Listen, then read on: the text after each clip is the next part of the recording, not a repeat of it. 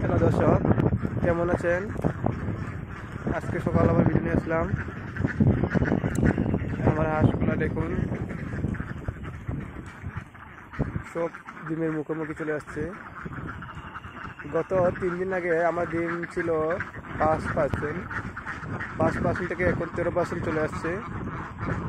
আশা করি সামনে দ্রুত আমি কাঙ্ক্ষিত লক্ষ্যে পৌঁছে যাব। এখন তাদের লেয়ার ফিট খাওয়ানো হচ্ছে নিয়মিত। এখন আমার খাদ্যের বাবদ দিন 600 টাকা যাচ্ছে। আমার 13% ডিম আছে। এখন আমার 50% ডিম আসলে তাদের খাওয়ার টাকা উঠে যাবে, তখন আমার আর চিন্তা থাকবে না। আসলে হাঁস পালন যেমন আপনার লাভবান, তেমন আপনার লসও হয়।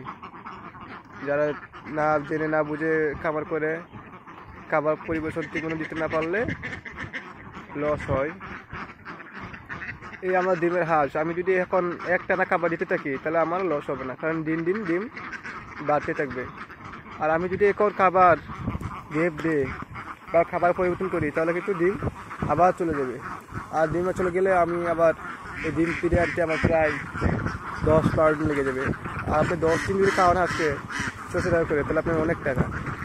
তাহলে আপনি হাঁস খাবার করে লাভ করতে পারবেন না, কারণ আপনার 100 হাঁসের জন্য আপনার মাসে 22,000 টাকার মতো লাগে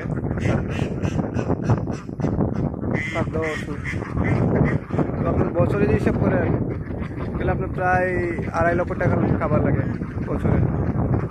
তাহলে আপনি যদি ডিম আনতে না পারেন তাহলে কিন্তু হাঁস পালন করে আপনার অনেক লসের সম্মুখীন হতে পারে।